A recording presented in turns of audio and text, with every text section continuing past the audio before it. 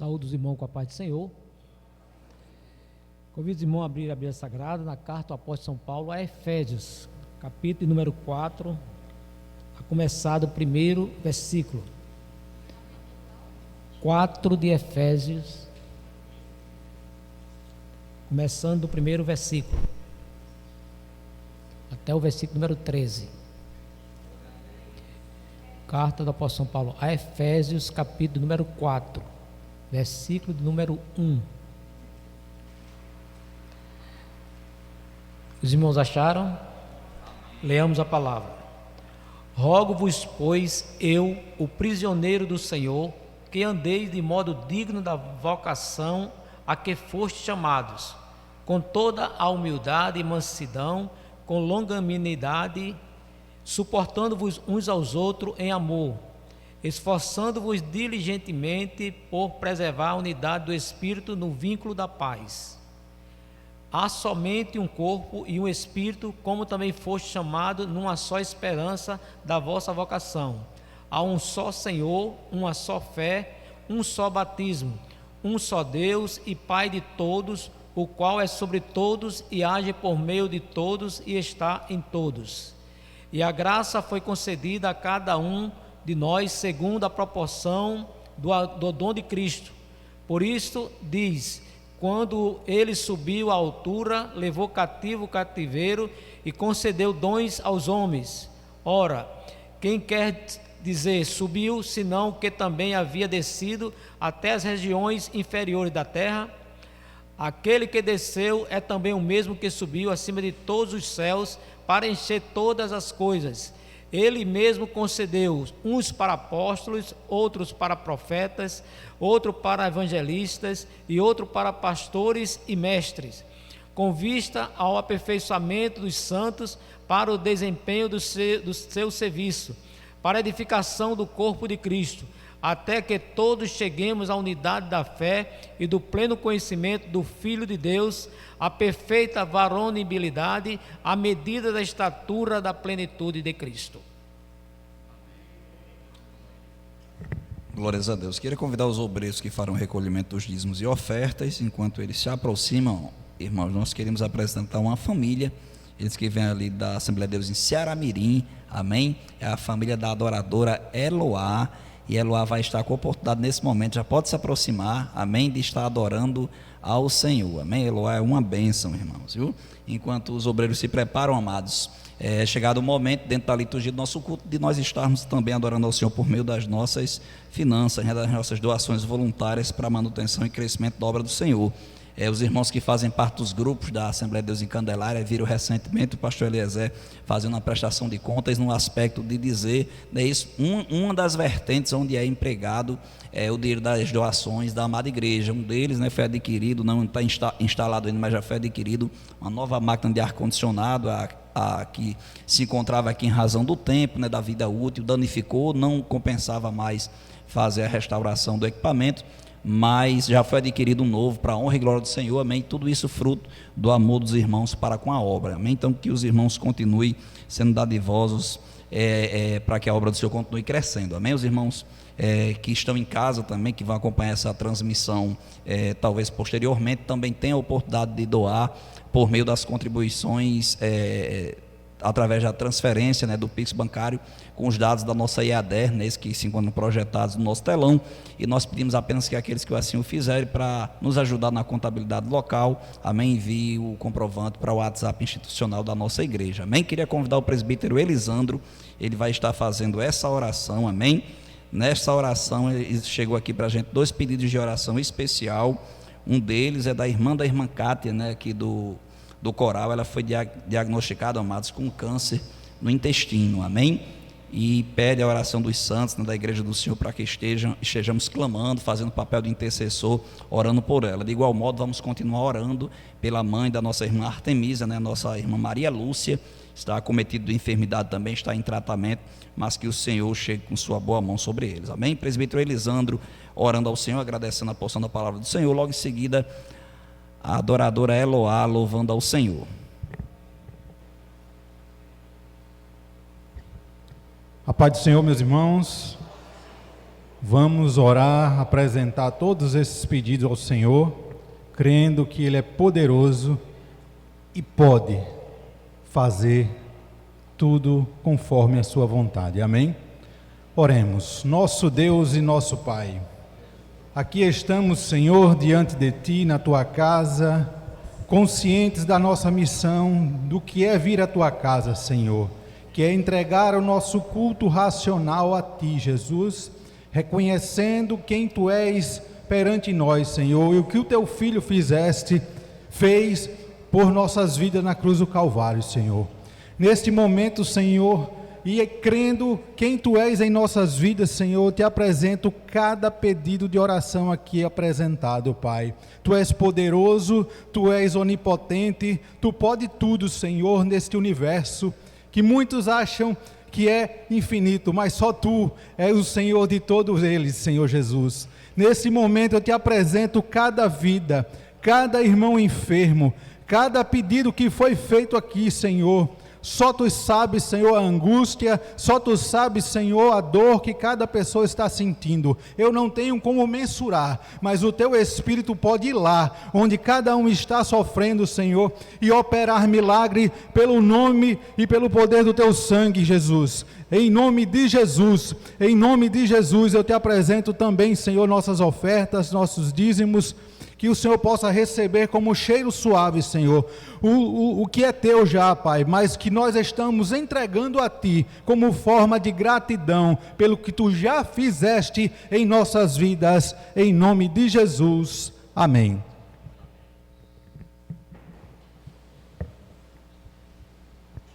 Saúde os irmãos com a paz, Senhor.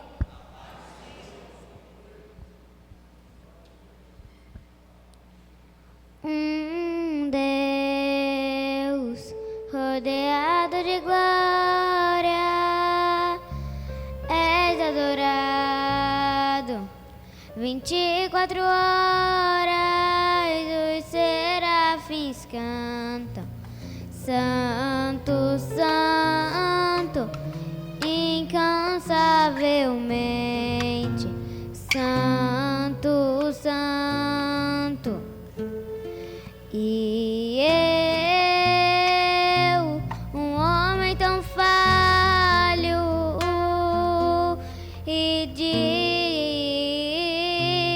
impuros lábios, o que um Deus tão grande assim viu de importante em mim. Então me toca com essas brasas do altar e me transforma, vem me purifica.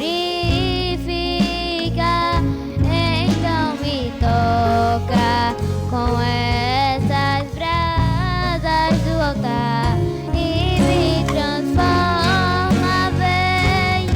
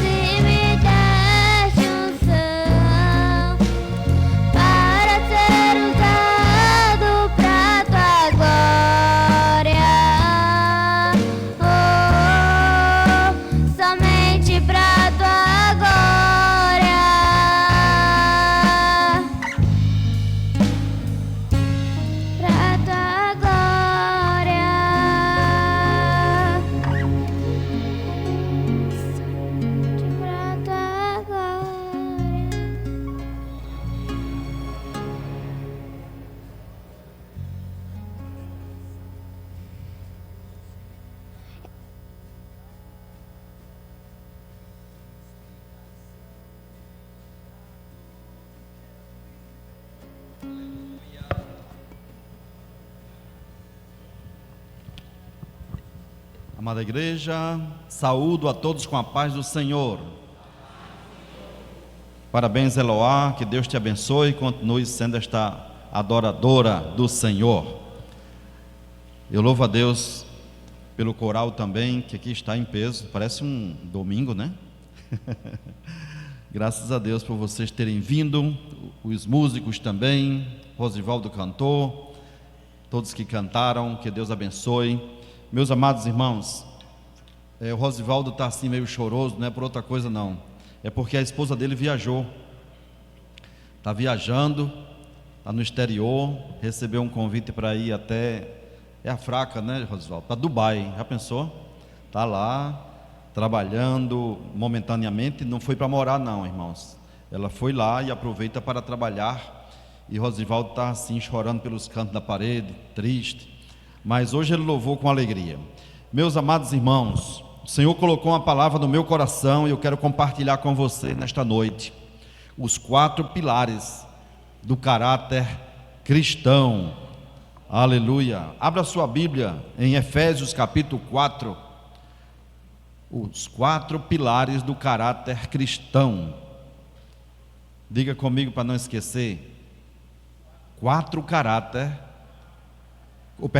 pilares do caráter cristão. Amém?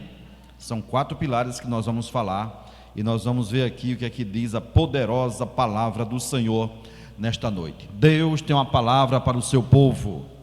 Estou seguro disto, estou certo disso, de que Deus mais uma vez falará ao seu povo nesta noite. O Senhor já tem falado pelos louvores, já tem falado pela leitura, enfim, e agora é o momento da ministração da palavra do Senhor. Então diz assim, Efésios capítulo 4, versículo 1, eu vou ler até o 4. Diz assim: rogo-vos, pois, eu, o preso do Senhor, que andeis como é digno da vocação com que fostes chamados, com toda humildade e mansidão, com longanimidade, suportando-vos uns aos outros em amor, procurando guardar a unidade do Espírito pelo vínculo da paz. Vamos ao 4.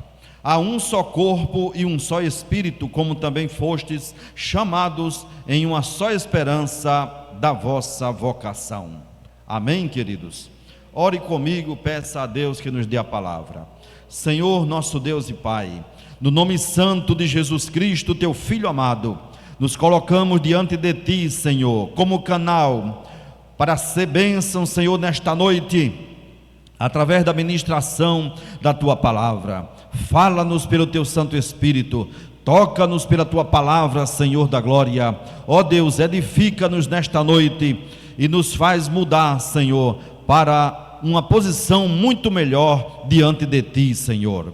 Que aprendamos nesta noite, Senhor, esses 4 pilares sobre o caráter cristão e que possamos colocar em prática em nome de Jesus Cristo, teu Filho amado. Amém. Queridos, o apóstolo Paulo, uma vez preso, ele escreveu a carta à igreja que estava em Éfeso, e ele começa o capítulo 4 falando sobre esses 4 pilares. No entanto, antes dele falar sobre a questão desses 4 pilares, ele, nas primeiras epístolas, ele se dirige à igreja, edificando a igreja em Éfeso com várias palavras de consolo, de edificação. No primeiro capítulo ele faz um prefácio, lá na frente ele fala sobre a salvação pela graça no capítulo 2, e também fala sobre os gentios e os judeus como unidos por meio do ministério de Jesus Cristo, através da cruz de Cristo, onde gentios e judeus são unificados como povo de Deus. No capítulo 3, o apóstolo Paulo fala sobre o ministério da vocação dos gentios e o seu apostolado. Já no capítulo 4, ele fala sobre a unidade da fé. E aí, falando sobre esta unidade da fé, ele nos fala sobre estes 4 pilares, os quais eu quero me dirigir a vocês nesta hora. Ele disse, em primeiro lugar: Rogo-vos, pois, eu, preso do Senhor, que andeis como é digno da vossa vocação com que fostes chamados. Amados, nós podemos analisar essa expressão que Paulo fala sobre como devemos andar dignos da vocação com a qual nós fomos chamados. O que é dignidade? Eu fui ao dicionário, quando eu estava me preparando para pregar, me deu essa curiosidade. Às vezes a gente fala uma palavra e ela se torna tão normal, tão corriqueira, e a gente não mergulha na palavra para entendê-la melhor. E aí eu fui ao dicionário, e o dicionário diz o seguinte: dignidade é a qualidade moral que infunde respeito, consciência do próprio valor, também é honra e autoridade. Fala também de nobreza. Dignidade tem a ver com nobreza. Dignidade também pode ser a qualidade do que é grande, do que é nobre, do que é elevado. Alguém disse: a noção de dignidade cresce com a habilidade de dizer não a si mesmo. Nós temos, a nível espiritual, muitos inimigos. Num dos cultos aqui eu falei sobre batalha espiritual, lembra? Que nós temos que lutar não contra a carne, não contra o sangue, mas contra principados, contra potestades, contra hostes espirituais da maldade que operam nos lugares celestiais. No entanto, querido, eu quero lhe dizer nesta noite que nós temos um dos principais inimigos que nós temos. Às vezes não é Satanás, às vezes não são os principados, as potestades, as hostes espirituais da maldade que operam nos lugares celestiais. Sabemos que eles têm um papel na batalha espiritual, mas um dos grandes inimigos que nós temos está dentro de nós. É o nosso eu, é a nossa forma de pensar, é a nossa forma de ser. Por isso que esse pensador disse: a noção de dignidade cresce com a habilidade de dizer não a si mesmo. É controlar-se, é proceder com dignidade, é proceder com honradez, controlando-nos a nós mesmos. Às vezes nós somos muito espertos em controlar o nosso carro, às vezes nós somos muito espertos em controlar ou tentar controlar as nossas atividades que a gente faz, a nossa agenda.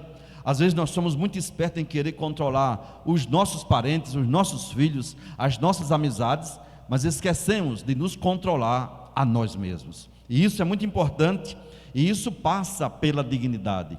Quanto mais eu consigo me controlar, mas eu sou digno, mas eu vivo com dignidade, mas eu ando, como diz a palavra, andeis, para que andeis como é digno da vossa vocação com que fostes chamados. Então a pergunta é: qual é a vocação com que nós somos chamados? Nós somos chamados com qual vocação? Qual é a vocação do cristão? Ou quais as vocações do cristão? Em que implica essa vocação? E é justamente sobre isso que eu vou lhes dizer nesta hora.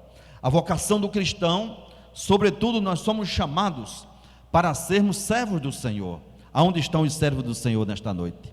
Servos e servas. Então Paulo diz assim: para que andeis como servo do Senhor, dignos da vocação de ser servo. Você já pensou nisso, irmãos? Você já pensou nesse grande privilégio que nós temos de sermos chamados dignos, de sermos servos do Senhor? Alguém olhar assim e dizer: fulano é servo do Senhor, fulana é serva do Senhor. É um privilégio muito grande. Mas também implica em ser testemunha de Jesus Cristo. Essa é uma vocação que nós temos. Nós temos uma vocação, irmãos amados, de sermos igreja do Senhor, sermos chamados igreja do Senhor. Uma grande vocação, de sermos chamados dignos, irmãos, de sermos assim. Aí vai um representante da igreja. Quando você passa na rua, quando você se relaciona com as pessoas, quando você trata com alguém, ali não é apenas você passa a ser um representante da igreja, porque você é parte desta igreja, você é parte deste corpo chamado igreja, uma igreja que é nação santa. Diga comigo: nação santa, herdeiro de Deus, noiva do Cordeiro, sacerdócio real, menina dos olhos de Jeová. Olha só que privilégio grande, é o que nós somos. Então nós somos chamados para isso. Isso implica, esse chamado implica em tudo isso, implica em revelar o que Deus fez por todos nós, implica também em dar testemunho daquilo que Deus nos fez. Então, ser chamados, a vocação implica também em sermos cristãos autênticos, ou seja, pequenos cristãos, pessoas que seguem a Cristo. Já pensaram, irmãs, no privilégio que vocês têm de serem chamadas cristãs? Já pensaram, irmãos, no privilégio que nós temos de sermos chamados cristãos? Alguém olha assim para nós e diz: olha ali, um cristão. E alguém disse assim: se alguém viesse sacrificar os cristãos, matar algum cristão, encontraria algo justo para sacrificar você?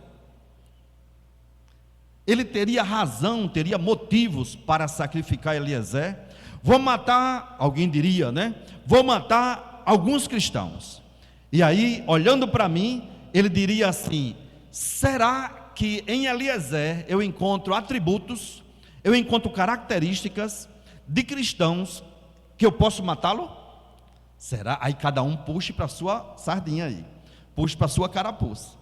Será que se alguém quisesse matar os cristãos, olhando para você, ele mataria justamente? Com certeza, não é? Com certeza, porque iria encontrar em você características no seu dia a dia. Então, o chamado para a vocação com a qual fomos chamados, a vocação com a qual nós fomos chamados, implica também em expressar ao mundo a obra que Deus fez em nós. Como? Testemunhando, falando, procedendo, andando. Implica também em ser povo de Deus. Abra, por favor, gostaria que alguém abrisse bem rapidinho aqui do ministério e viesse ao microfone para ler Ezequiel 11, 19 e 20. Ser povo de Deus. Essa vocação implica em ser povo de Deus. Quando alguém olha para você, igreja do Senhor, diz assim: eis aí o povo de Deus. Quando alguém olha para o coral, a Decandel, quando alguém olha para esses obreiros, quando olha para mim, quando olha para os músicos da igreja, diz assim: é povo de Deus. Como diz Ezequiel 11, 19 e 20. Vermelho, por favor. E lhe darei um mesmo coração e um espírito novo, porei dentro deles, e tirarei da sua carne o coração de pedra, e lhes darei um coração de carne, para que andem nos meus estatutos, e guardem os meus juízos, e os executem, e eles serão o meu povo, e eu serei o seu Deus. Olha aí, Deus impregnando em nós, colocando em nós o seu estatuto, na mente, no coração. Não precisa de Bíblia, livro, papel em si. A Bíblia vai estar no coração, a Bíblia vai estar na mente, independente de qualquer coisa. Prestemos atenção, irmãos, o que está acontecendo no púlpito, Deus está falando. Então veja só, não precisa o papel, eu não estou abandonando a Bíblia, amados, olha o que eu estou dizendo. Nós vamos ter a Bíblia sim, mas se lhe roubarem a Bíblia, aí o Senhor diz, está no coração dele, eu vou escrever na tábua do seu coração. A palavra já não está mais escrita, a palavra já não está mais escrita nas tábuas da lei, mas está escrito, se eu posso dizer assim poeticamente, na tábua do seu coração. Então ele diz assim: eu serei seu povo, eles serão meu povo, e eu serei o seu Deus. Então olha o privilégio desse chamamento, dessa vocação que nós temos de sermos povo de Deus, cidadãos dos céus. Olha só, esse chamado, essa vocação implica em sermos cidadãos dos céus. Deixamos de ser o cidadão comum e corrente para sermos agora cidadãos dos céus, pessoas que vão morar no céu. Você já pensou nisso? Você está se preparando para ir morar no céu. Você está se preparando para mudar de casa, sair do apartamento aqui da terra, sair da casa terrenal para morar lá no céu. Eu trabalhei em Guamaré, na Petrobras Guamaré, E lá o pessoal, nós tínhamos a fama de sermos, digamos assim, alguns funcionários, não que não tivesse em outro lugar, mas funcionários de primeira categoria. Por quê? Por causa dos privilégios que lá tinha. Ganhava mais um pouco, tinha quadra de esporte, tinha um médico plantonista todo o tempo, um grupo de enfermeiro, tinha helicóptero lá perto. Se eu adoecesse, poderia contar com um helicóptero que lá estava, porque lá tem um heliponto. E tinha todas as outras coisas, inclusive no salário, uma verba adicional chamada, Josadac sabe disso, RMNR, né? Então, tem outros periculosidades adicionais, etc, etc. Quadra de tênis, tinha gente que gostava de jogar tênis, tinha uma sala reservada lá, para quem quisesse até fazer uma reunião de noite, tinha sala, um auditório muito lindo lá também, de forma que era um privilégio, é um privilégio trabalhar ali. Mas, irmãos, nada disso se compara ao privilégio de nós morarmos no céu de glória, que está sendo preparado para nós. Jesus disse que ia preparar-nos lugar, e esse chamado implica nisso. Estamos aqui, diga, só de passagem. Paulo disse que nós somos aqui peregrinos e estrangeiros. Estamos de passagem para uma terra muito melhor, para uma mansão, quando Jesus disse: vou preparar-vos lugar, e quando eu for e vos preparar-vos lugar, virei outra vez e vos levarei para mim mesmo. Então, queridos, estamos vivendo aqui baseado nesse chamado, nessa vocação, e a vocação implica em tudo isso. E Paulo continua no que implica mais essa chamada, essa vocação. Como devemos andar? Ele diz: andeis digno da vocação com que foste chamado. Agora vamos à parte prática dos 4 pilares. E eu começaria falando sobre o primeiro pilar, que é o pilar da humildade. Quando ele diz assim: com toda humildade. Como devemos andar? Diga comigo: com toda humildade. Interessante, Sanderson, que ele não diz ande com humildade. Ele diz como? Com toda humildade. Ou seja, ele dá uma ênfase. Ele diz assim: olha, não é uma humildade falsa humildade, mas com toda humildade, uma verdadeira humildade. Então, dentro dessa questão da humildade, significa a prontidão em fazer as coisas certas através de um sólido autodomínio e um sólido autocontrole. É você ser humilde. Agora, só que essa humildade, ela não pode ser da boca para fora. Ela tem que ser uma humildade verdadeira, uma humildade autenticamente verdadeira. Quando o Senhor diz assim: aprendei de mim, porque o quê? Porque sou manso e humilde, assim mais ou menos, Não, manso e humilde de coração, verdadeiramente humilde. E isso aí, sabe quando é que é exteriorizado? Quando nós colocamos em prática isso daí. Não é quando tudo está bem, não é quando todos concordam conosco. Então, muito bem, com toda humildade e mansidão, mostrando o quê? Que deve ser como Cristo. Jesus disse: aprendei de mim, que sou manso e humilde de coração. Aprendendo dele, eu vou ser verdadeiramente humilde. Ser humilde não significa dizer que somos tontos. Tem isso também. Em muitas ocasiões, Jesus, sendo humilde, ele corrigia os seus discípulos com mansidão. Chegou uma hora que ele chegou no templo, puxou o chicote, virou, foi à mesa, com mansidão, sem perder a cordura, sem perder a longanimidade e a sua humildade. Então, ser humilde não significa dizer: eu sou, sabe, quem quiser faça o que quiser de mim. Não, é você se posicionar, sim, com humildade, com mansidão, mas também com certa firmeza. E Jesus fazia isso. Muito bem, então, na trajetória para o céu, nós temos que ter em mente essa questão da humildade. A humildade precede a honra. Quem quer ter honra, tem que ser humilde. O Senhor disse assim: se fostes fiel no pouco, sobre o muito te colocarei. Amém, queridos? Então, como alguém poderá ser algum dia alguém proeminente na sociedade, uma autoridade, se ele não foi fiel no pouco? Na questão da humildade, a humildade precede a honra. Quem quiser ter honra, precisa ser humilde, porque o arrogante, Deus olha de longe, ele visualiza de longe o arrogante, mas o humilde não, ele chama para perto, ele conta com ele, aleluia. Então, a humildade, porque Jesus disse assim: aprendei de mim que sou manso e humilde de coração. Ora, quem estava falando ali era o Filho de Deus, uma pessoa humilde de coração, e ele disse em várias ocasiões, aprendam de mim, chamava os discípulos, venham, sigam-me, pegue a sua cruz, vamos aprender juntos. Sabe por quê? Porque ele tem autoridade no assunto, ele foi humilde de coração, e ele tem autoridade no assunto, nasceu humilde, viveu humilde, morreu humilde e sem ostentação, só com uma grande diferença: ressuscitou triunfante e poderoso, e vem para buscar a sua igreja gloriosa. Então, porque Jesus disse: aprendei de mim que sou humilde, o amor que ele tem, que ele tem, foi a base da sua vida todo o tempo, inclusive morrendo por nós, indignos pecadores.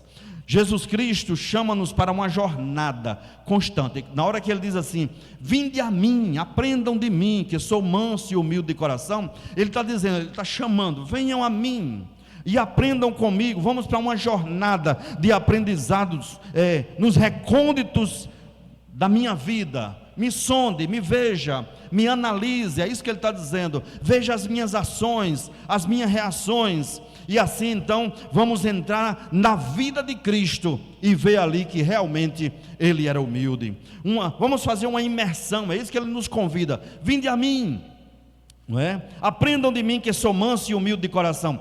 É como que Jesus diz assim, Luciano: faça uma imersão na minha vida, mergulhe na minha vida e veja em mim atributos de humildade, características de quem realmente sou humilde. Então ele chama o seu discípulo também, os seus seguidores, a um discipulado constante, no dia após dia.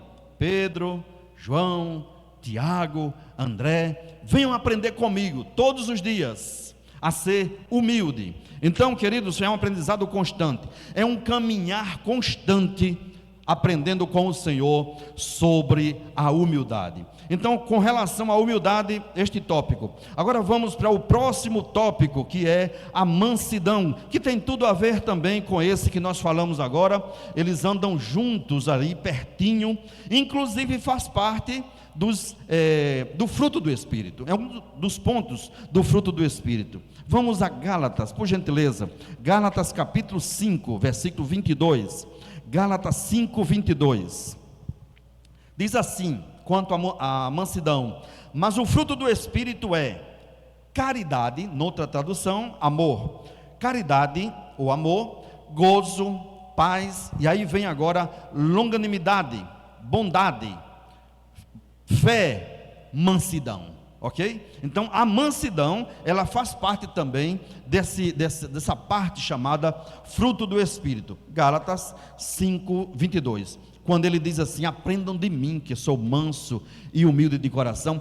Quantas vezes Jesus não foi confrontado, foi hostilizado pelos seus algozes, mas ali mansamente ele respondia a cada um, quando chegavam com uma pergunta capciosa, procurando muitas vezes encontrá-lo num contrapasso. O que é que ele dava como resposta? Ele dava uma resposta precisa, ele dava uma resposta que ia muitas vezes no psicológico dos seus algozes, neutralizando as suas ações, mas também com muita mansidão, sem perder, como eu disse anteriormente, sem perder a cordura, sem perder a mansidão, mas ele dava uma resposta para os seus. Alguém chegou um dia para ele e disse: é lícito pagar tributo a César?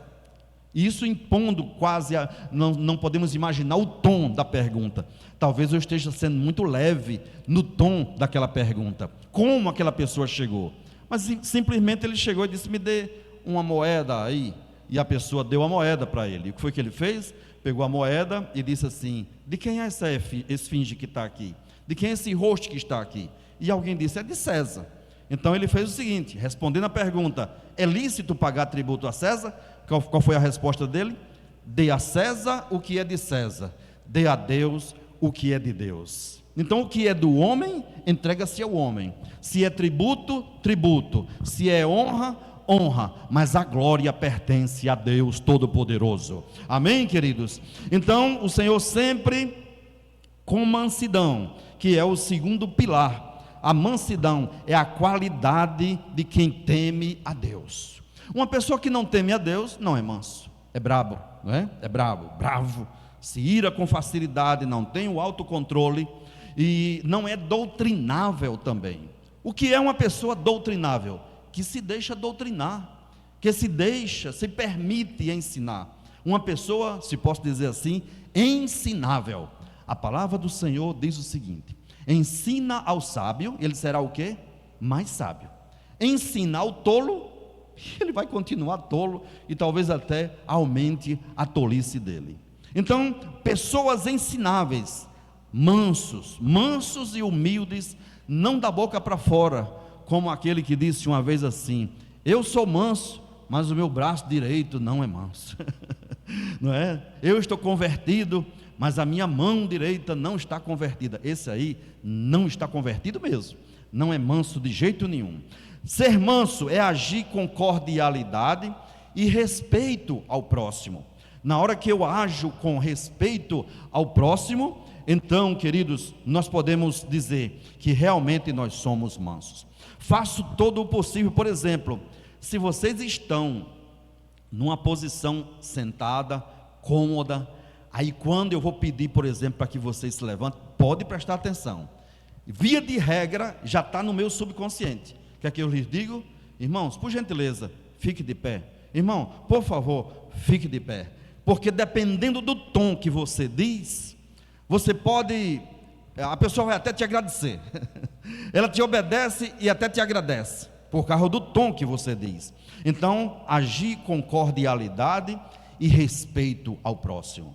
Não, você de repente pode pensar assim: eu olho para o irmão fulano, e o irmão fulano, a irmã fulana é inferior a mim. Não, ninguém aqui é inferior, ou melhor, é superior a ninguém. A palavra diz que nós somos iguais em Cristo Jesus. O nosso próximo, nós somos iguais em Cristo Jesus. Por exemplo, eu sempre digo: não olhem para mim como sendo superior a nenhum de vocês. Quando eu cheguei aqui, eu disse assim para vocês: eu trouxe a toalha, eu trouxe a bacia, eu trouxe a água, e continuo sendo a mesma pessoa, porque Cristo fez isso. Ora, se Ele, sendo o Senhor, lavou os pés dos seus discípulos, muito mais nós devemos fazer isso. E isso eu tenho que fazer com cordialidade e respeito às pessoas. Olhar para o meu irmão, olhar para a minha irmã, componente do coral, componente do ministério, componente da banda, os meus iguais, o meu companheiro, a irmã que senta ao meu lado, o irmão que senta ao meu lado, eu tenho que tratar com cordialidade. Isso é o básico do cristianismo.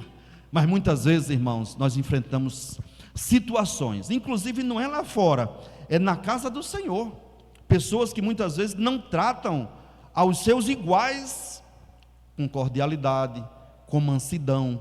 O que eu chamo, sabe o que? Marrada de ovelha. O pastor às vezes tem tanto cuidado para tratar, para pedir com cordialidade, para não ferir, para, sabe, irmãos, tratar as pessoas bem, mas muitas vezes quando bota as ovelhas juntas no aprisco, aí começa uma a dar marrada no outro. E tem gente que é tão fino, irmão, na língua, para ferir, para dizer, para externar muitas vezes a ira que está dentro do seu coração, e fere muitas vezes, e não sabe o valor que tem aquela alma. Não sabe o valor que tem aquela alma. Ganhou a alma para Jesus, não ganhou. Discipulou, não discipulou. Está cuidando daquela, não, para ela tanto faz dar um esporro num ou noutra e tal, porque não gerou. Mas que cada um de nós possamos ter esse sentimento: o meu irmão é igual a mim, a minha irmã é igual a mim, eu tenho que tratá-la com carinho, mesmo quando somos contrariados. Mesmo quando somos contrariados, é negar-se a si mesmo, sabe, irmão? É negar. Por isso que eu disse no início da mensagem: um dos piores inimigos que nós temos é o nosso eu, o nosso eu. Aí o psicólogo que diga, né, ele que conhece essa área da psicologia, nós vivemos todo o tempo lutando contra esse eu. O eu diz: faça isso, diga isso.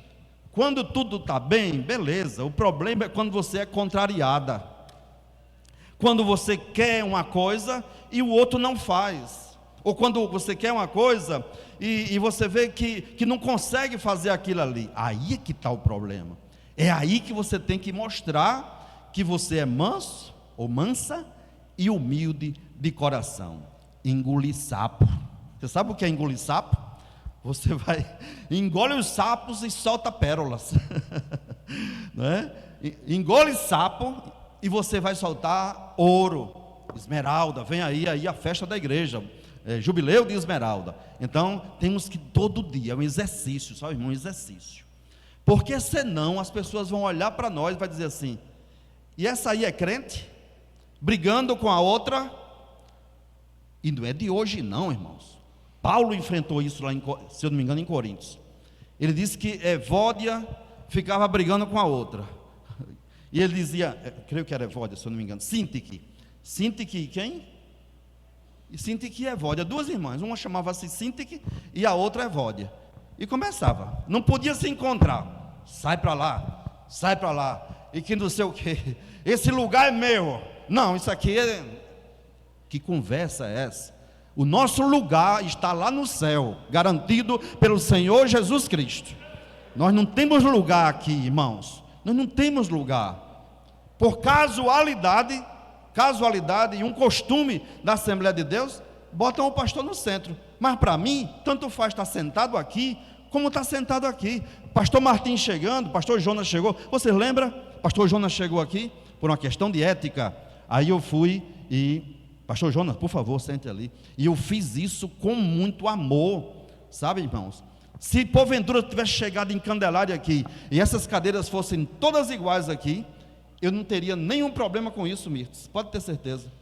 De não ter nenhum problema de sentar na ponta ali. Se algum dia chegar, pastor Martim tiver, ou um diretor chegar aqui, pastor Rubem, outro, e não tiver lugar para mim, eu puxo uma cadeirinha lá de trás e sento ali. Se não tiver cadeira, eu sento ali no chão. Eu quero estar na presença do Senhor, meus irmãos. Diga comigo, graças a Deus por isso.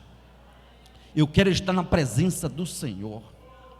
Na presença do Senhor eu encontro paz, eu encontro alegria, eu encontro felicidade, eu encontro prazer. Eu vou disputar por lugares, sabe, irmãos? Hein, criança, o que é que vocês acham disso? Disputar, brigar por causa de um lugar? Jamais. Diga assim como pastor: jamais. Amém, queridos? O importante é que o seu nome está escrito lá no céu de glória, o céu de gozo, onde há paz e alegria na presença do Espírito Santo de Deus. Segundo pilar, então, mansidão, subjugar o ego. Deixa eu correr aqui que já vamos terminar. Subjugar o ego, subjugar o eu. O eu quer avançar, o eu quer dizer, o eu quer ficar brava, o eu quer ficar brabo, o eu quer, sabe? Aí, opa, fica tranquilo aí, eu já ia falar em espanhol. Espanhol, tranquilo, se diz tranquilo. Então, tranquilo aí, sabe? É aquele freio. A temperança também, sabe? Se nós não tivermos esses freios, irmãos, então o inimigo toma conta. Quando você pensa que não, está a desgraça feita, está a desunião, está a briga, está a discórdia.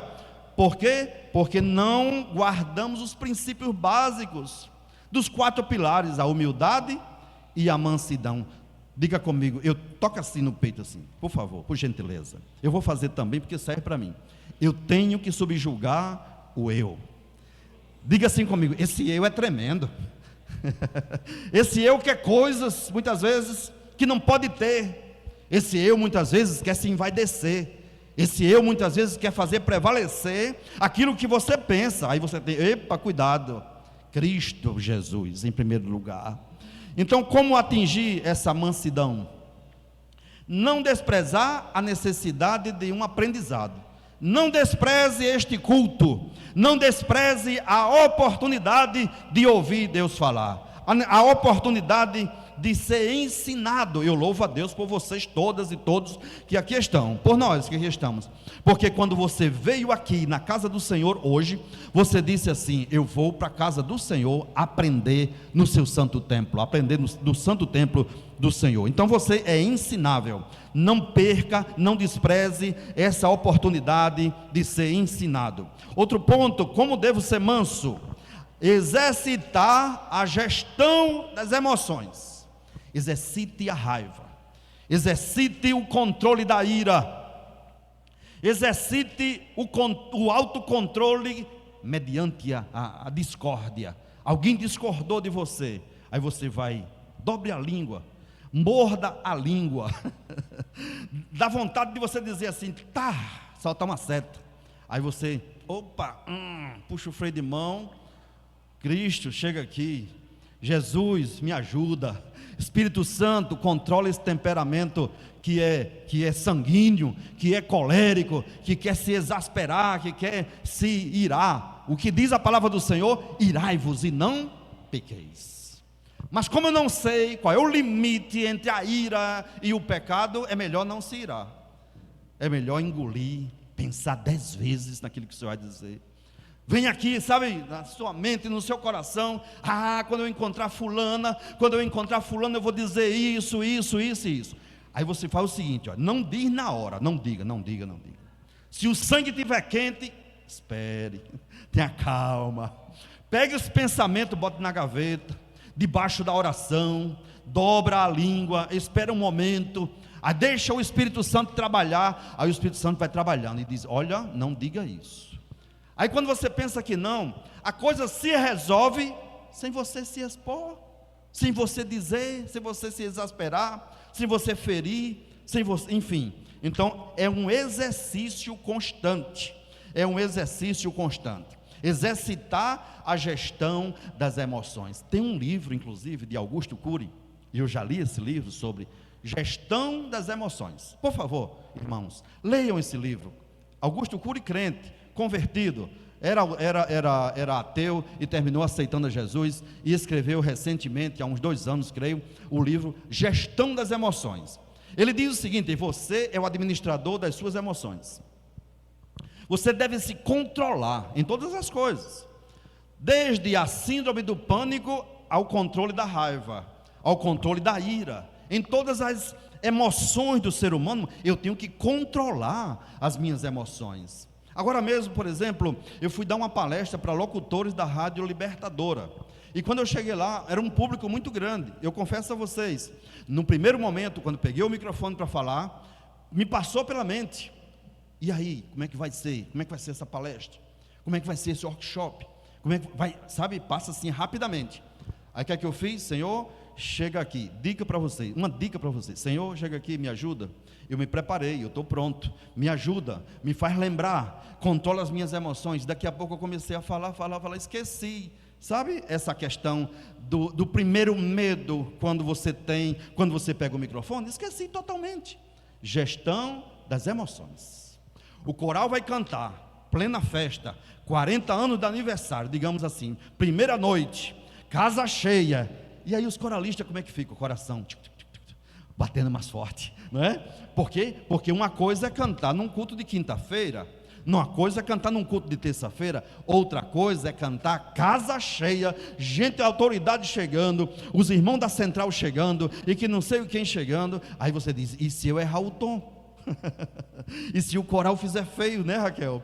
Aí você, como gestora das suas emoções, você vai dizer assim: o Senhor é comigo, o Senhor é o meu ajudador, Ele me chamou para essa função, o coral vai cantar que vai ser uma bênção, e é uma bênção. Você começa a administrar. Diga assim comigo: eu tenho que administrar as minhas emoções. Diga forte: administrar as emoções. Emoção de tristeza, emoção de raiva, emoção de ira, emoção também quando bate o medo, quando bate o pavor, emoção da preocupação com o futuro. Enfim, todas essas emoções devem ser controladas. Agir, administrando, pois, as emoções, sobretudo as emoções negativas, e até as emoções positivas. Nós temos que administrar até as alegrias que nós temos. Você sabia? Imagine, funeral. Aí você entra no funeral, aí saúda os irmãos assim, Natanael, por favor, fica aqui de pé. Você está chegando, aí encontra com Natanael, faz tempo, você está no funeral, todo mundo chorando e você, Natanael, Pai do Senhor, emoção de alegria, mas eu tenho que chegar e controlar a minha emoção. Natanael, Pai do Senhor, Deus te abençoe. Amém. Todo mundo está chorando ao meu lado, eu não posso estar rindo, há tempo para tudo.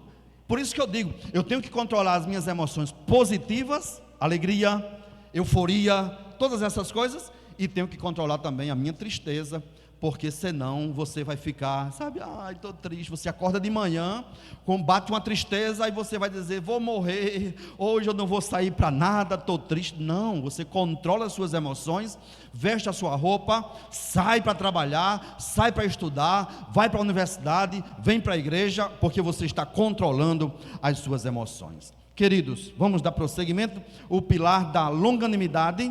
O homem, diz a palavra, olha, o homem iracundo suscita contendas, mas o longânimo apazigua a luta. Repito, e vá meditando no que eu vou dizer agora. O homem, ou a mulher, né? O homem iracundo suscita contendas, ele provoca contendas. Como? No falar. Suscita contendas, mas o longânimo apazigua a luta. Então, o iracundo chega e bota lenha na fogueira. Ele fala, ela fala com a outra, com o outro, com o seu companheiro, com a sua companheira, num tom de ira, iracundo e tal, suscita contenda, aí gera contenda. Mas o que não é contencioso e nem é iracundo, mas ele é longânimo, ele apazigua. Está lá um ambiente de discórdia, aí chega uma e diz assim, irmão, tolere o irmão, tolere Adejar, suporte Joaquina, perdoe Francisquinha. Aí aquele ali apazigua, ele é apaziguador. No meio de uma guerra, por exemplo, Israel e Ramais, vai aparecer alguém que vai apaziguar. Chegará um momento em que vai apaziguar. A primeira libertação dos reféns, dos primeiros reféns, aconteceu com um apaziguador. Motivos deles, não sei, mas o apaziguador disse assim, vamos fazer o seguinte, você libera tantos palestinos presos, e Israel vai liberar, e o Ramai vai liberar tantos israelitas. E assim foi que surgiu então a pacificação naquele momento. Amém? Então, o iracundo suscita contendas. Você ouviu o que foi que o iracundo, nosso presidente, disse? Ele disse uma besteira lá, provocou contenda. Aí chega outro e diz, não, desculpa aí e tal. Vai chegar alguém, quem sabe, apazigua lá o primeiro-ministro, né, Benjamin Netanyahu, apazigua. Chegará alguém longânimo ali para apaziguar. Pela longanimidade se persuade o príncipe, e a língua branda amolece até os ossos. Teu marido está brabo com você, o marido está brabo. Aí a mulher chega com longanimidade, dá um cheiro, não é? Faz um cafezinho, faz uma comidinha, depois da comida faz um pudim, dá um pudim e tal. Quando pensa que não, o marido está tranquilo. Agora, o marido está bravo e a mulher levanta a voz também, é problema.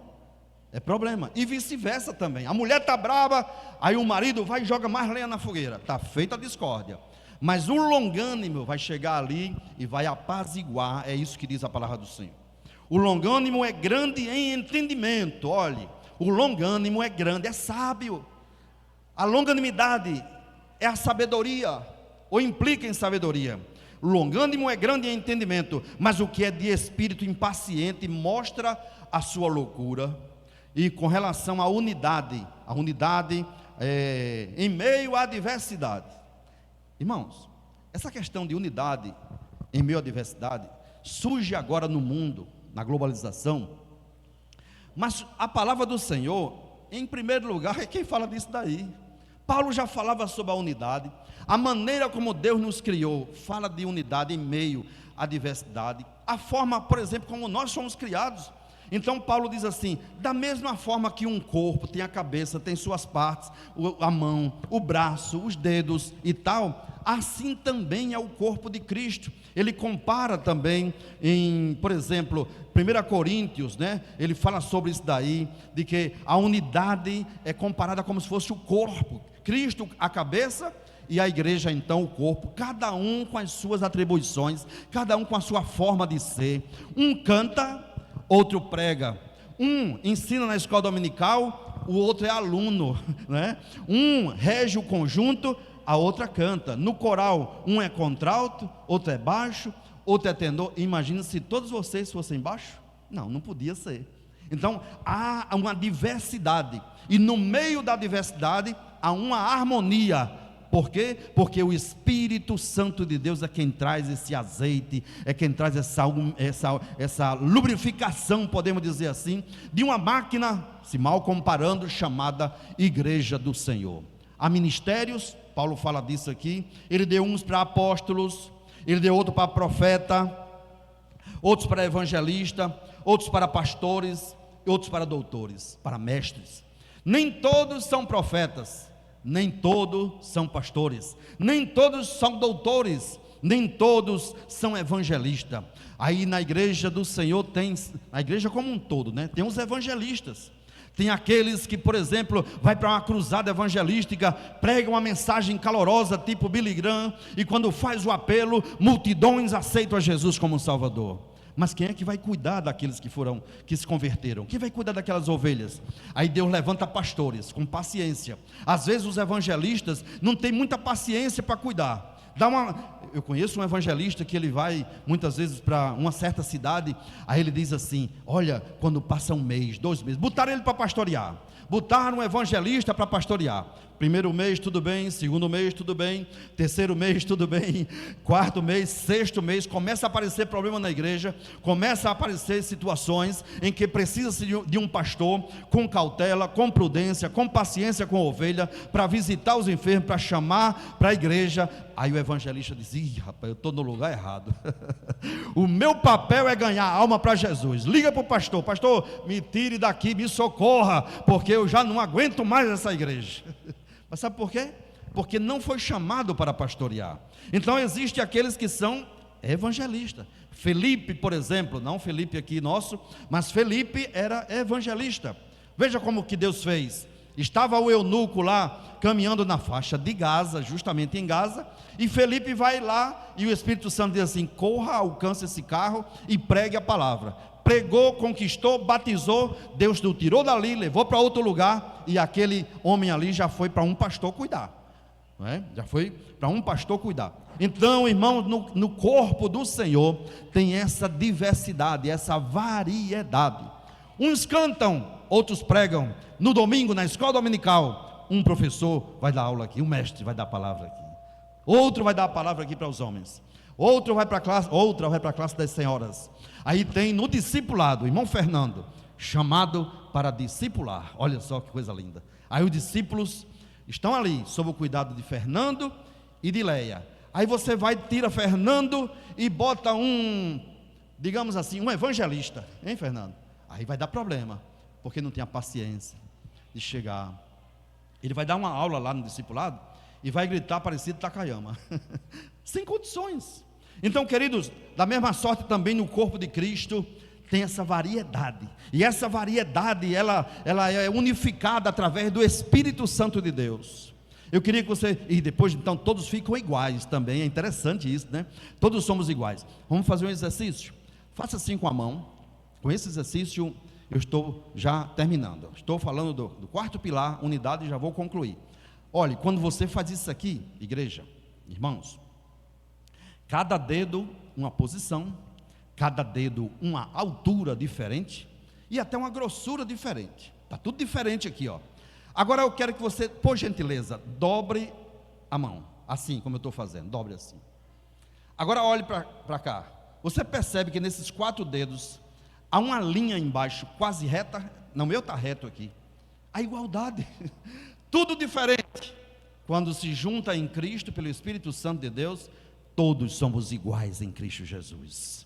Aleluia, pelo Espírito Santo de Deus. Aí então a igreja caminha, a igreja avança, a igreja prospera, a banda prospera, ninguém tem inveja de ninguém, ninguém briga com ninguém. Um dia Rosivaldo vem e canta, outro dia ele já cede o lugar para que o irmão, digamos aqui, João Paulo chegue e toque a guitarra. Aí daqui a pouco o Rodrigo chega, toca o teclado. Josadaque não fica com inveja dele, não, porque Rodrigo fez um acorde ali que eu não sei fazer. Não existe isso.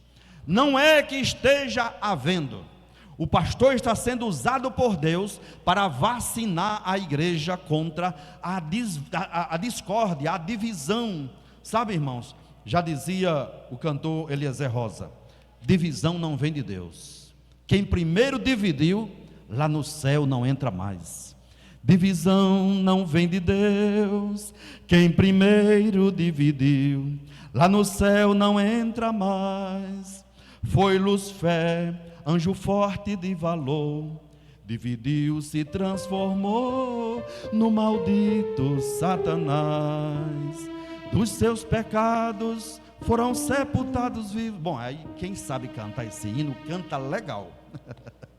Que não é o meu caso. Meus amados, que Deus nos abençoe então, que possamos colocar em prática esses pilares tão importantes, para que possamos continuar sendo dignos da vocação com a qual nós somos chamados. Repita comigo para não esquecer: humildade, mansidão, longanimidade e unidade. Observe que esses três aqui, a humildade, a mansidão e a longanimidade, cooperam para que haja a unidade. Deus abençoe. E eu queria ouvir as crianças louvando. Pode ser, irmã? Quem está na direção? As crianças podem louvar? Então, Carla, traga eles para cá, por favor. E já vamos para casa, para descansar. E já no fim de semana vai ter, sabe o que aqui, irmãos? Vai ter festa. Vai ter a abertura da campanha de oração Derrubando Muralhas. Eu pediria ao Ayrton, por favor, para colocar aí o banner da Derrubando Muralhas, para a gente divulgar, o Ayrton. Derrubando Muralhas, olha aí, vai ser com Jaqueline Gomes, pregando a poderosa palavra do Senhor. E tem um outro, esse aí tem som? Bote o som, por favor. Pode botar. Se tiver o som, bote.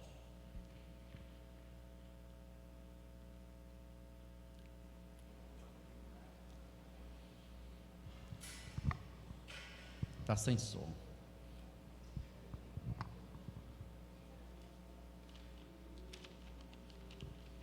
Mas não tem problema não, dá para eu dizer aqui. Me dê só a grade dos pregadores, Huerto. No outro banner, por gentileza, dê um zoom, porque estamos sem som. Só a sequência, por gentileza. Dá um zoom para mim aí. Aí está, olha aí. Toda essa grade de pregadores, enquanto as crianças se preparam. Jaqueline Gomes no domingo.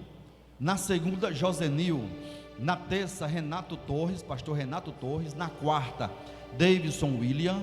Na quinta, Alixson Carlos. Sexta-feira, vigília lá em Neópolis, mini vigília lá em Neópolis, com Bruno Campos pregando. E no sábado a gente volta para cá, que vai ser o encerramento com Túlio Galvão ministrando a palavra do Senhor. Irmão, vai ser casa cheia. Tem gente que está prometendo que vem. Alguém da congregação, das congregações do setor também virão, de forma que vai ser uma grande bênção estarmos aqui na Derrubando Muralhas. Muralhas cairão em nome de Jesus. Crianças, adorem.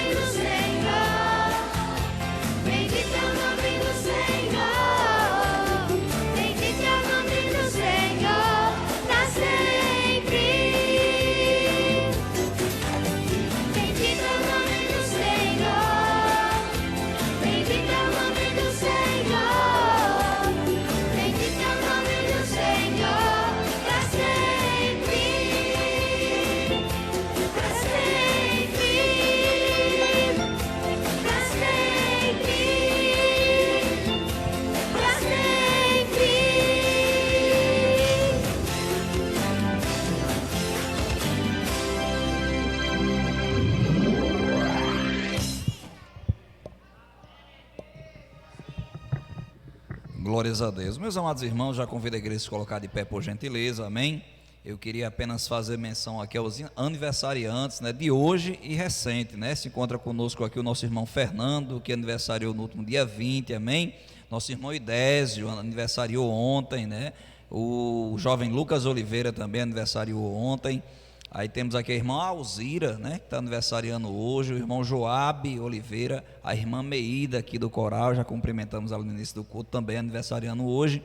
De igual modo, nosso irmão Simval, né, obreiro da Casa do Senhor, aniversariando hoje. Eu queria convidar, por gentileza, os presentes a se posicionar aqui na frente, para a igreja poder orar por vocês, amém? A oração sempre é boa, né? Então, os aniversariantes, por gentileza, os que estejam presentes, Lucas já está se aproximando, nosso irmão Alzira, amém, nosso irmão Joabe, vão estar aqui recebendo a oração de toda a igreja do Senhor, né, desejando que o Senhor continue com sua boa mão estendida sobre cada um deles, amém. Queria convidar o presbítero Elisandro, ele tem um aviso aqui da parte do Denec, logo em seguida ele também vai estar, olha, glória a Deus, olha, aniversário, ele não está no hall de membros ainda não, mas está valendo. Pai do Senhor, meus irmãos, rapidinho, Ayrton, por favor, meu irmão, isso aí, meu irmão, Deus abençoe. Domingo, dia 25, teremos aqui classe única, estará conosco aqui o pastor Alexandre Coelho, ele que é um servo de Deus, vindo ali do Rio de Janeiro, ele aqui é comentarista das lições da CPAD, nas lições especificamente de jovens, mas estará aqui ministrando para a classe de adultos, e eu convido toda a igreja para estar aqui conosco, aprendendo ainda mais e investindo, né, o seu tempo de qualidade na casa do Senhor, né? Vir à casa do Senhor nunca é perda de tempo, então aproveite e venha adorar o Senhor e aprender na sua casa, tá certo? As lições de jovens, teremos essa aí, o tema, que é a sã doutrina, a lição de juvenis, como vencer as influências mundanas, adolescentes, o novo nascimento e a justificação, e o discipulando, o reino de Deus já teve início. Essas classes terão o seu andamento naturalmente, lá nos seus locais devidos, e a classe de adultos estará aqui reunida, aprendendo junto com o pastor Alexandre Coelho, em nome de Jesus. Vamos orar. Parabéns a todos vocês, em nome de Jesus. Deus abençoe ainda mais a vida de cada um. O banner tem um pequeno erro ali de grafia, mas é 25/2, tá, meu irmão? É domingo próximo, ali está 25/12, mas em nome de Jesus é domingo agora, 4 dias daqui a pouco, tá certo? Em nome de Jesus, vamos orar. Nosso Deus e nosso Pai, graças te damos, Senhor, por esta oportunidade que o Senhor nos deu de vir à tua casa, entregar o nosso louvor e a nossa gratidão. Recebe, Senhor, o nosso louvor e a nossa gratidão, em nome de Jesus, para que a gente possa continuar servindo a Ti, Senhor, com alegria, com vigor e com ânimo. Abençoa nossos irmãos que estão aqui, Senhor, que o Senhor deste a eles a oportunidade da vida, de estar mais vivo, um ano que se passou, e que o Senhor continue abençoando, dando saúde, vigor, vitória, para a glória do Teu nome. Em nome de Jesus, nos despede em paz, nos leve em paz para os nossos lares, nos dá uma semana, um restante de semana cheio da Tua graça, em nome de Jesus. Amém.